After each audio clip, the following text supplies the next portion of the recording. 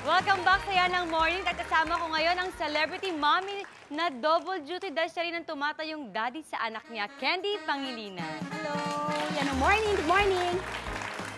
Siyempre, question ko sa'yo, mahirap ba ang ikaw lang mag-isa mo ang tumataguyod sa anak mo na walang tatay?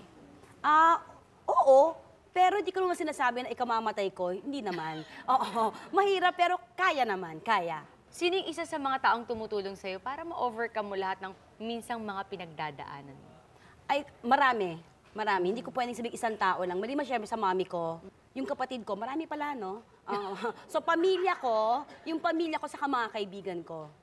I think, importante yon. Yung may mapaghingahan ka man lang, sabihan mo na, napapagod ako, gusto ko sanang matulog, yung ganyan. Diba? Totoo kasi yun eh. Pag mami ka sa daddy ka, yung tulog, ano yun eh, precious. Diba sa ating mga artista, umuwi tayo mga madaling araw na, tapos papasok sila sa eskwela, so hindi ka matutulog. So pagdating ng trabaho mo ulit, antok na antok ka, pero gising ka pa rin. Pero diba? sa ganyang estilo mo ha, balita ko may book ka pang ginagawa niyan. Yes, because I think it's a testimony. Hindi, sa mga hindi nakakaalam, I have a child with disability. 2 to 3 years ago, na-rule out yung autism niya. Dati siyang autistic, ngayon, nasa ADHD siya. Na-rule out yung autism because nagkaroon siya ng social skills. Dahil nilabas ko siya sa mga tao. Yung kahit saan ako pumunta, sinasama ko siya. Kahit mahirap, dahil alam ko magtatantrums, magwawala, hindi ko inisip na i-judge ako ng tao. Kasi pag nagwawala, pag ang bata nagwawala, kunyari sa mall, magwawala yan, maghuhubad, ganyan. Uuntog niya yung ulo niya. O, kakagatin ako. Yung mga tao yung tingin sa'yo, napakasamang ina nito, walang ginagawa, yung gano'n. Di ba gano'n sila, syempre. Pero kasi, for them, hindi mo pwedeng, yung kukuwawa ka lang. Hindi pwede. Kailangan mo hayaan sila para tumigil. Kasi once na pinakita mo na kaya ka nila, pag nagtantrum sila, parati nilang gagawin.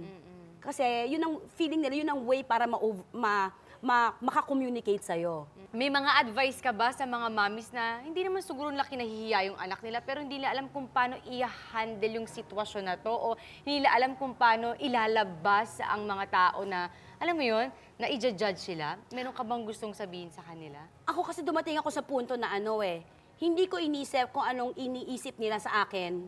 Ang mas importante sa akin, yung anak ko, magkaroon ng tamang development. Kamusta na yung anak mo ngayon? Okay naman siya, nakakapag-communicate na siya, nakakaramdam na po siya. Pag nauuntog siya, alam niya na ang aray. Dati kasi pag nauuntog siya, kahit tumulong dugo, tatakbo lang yan. Kasi hindi nagsisignal sa brains. Napipigilan ko na siyang kumain, kasi hindi rin nagsisignal sa brains pag busog na sila. So malaki na po ang development, nakakausap ko na siya. Minsan nga lang yung usap namin, parang kami lang dalawang nagkakaintindihan. Okay naman, masaya.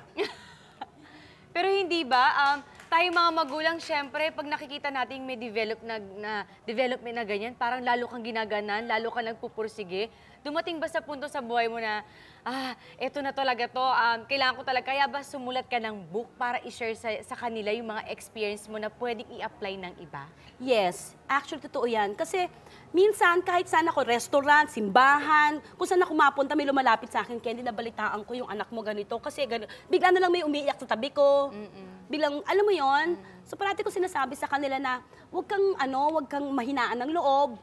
Kasi isipin mo na yung anak mo, binigay yan sa'yo na ganyan siya, kasi yan ang akma para sa'yo. Kumbaga talaga lahat may dahilan. Lahat may dahilan, kaya sakto lang at masaya. Mag-aasawa ka pa ba? Kung merong mahanap. So bukas ang puso mo na magmahal uli. Naman! Di ba? Oo naman. Oo naman. Eto na lang, last ko. Anong pangarap mo para sa kanya? Maging normal. Gusto ko siya maging mabait na tao. Be God's testimony. Diba? Kasi naniniwala ko na lahat to, it's a miracle of God. Grabe, no? Para sa isang nanay na tumatayong nanay at tatay, tapos sa anak niya, parang hindi siya nagkulang, parang never mo makita sa'yo ngayon sa punto sa buhay mo na, Lord, bakit mo binigay sa akin to? Ay, hindi. Wala naman akong self-pity. Parang wala ka ring chance para doon. Walang panahon. Pag nanay at tatay ka, gusto mo sana, walang chance eh. Marami ka na kailangan gawin. Alam mo yun? Hindi na. Huwag ka lang umarte-arte. Oo, walang chance. Walang chance. Marami ka kailangan gawin. Pero alam mo, sa totoo lang, just in case lang na dumating yung punto na mapanood to ng anak mo, siguro sasabihin niya, thankful siya ikaw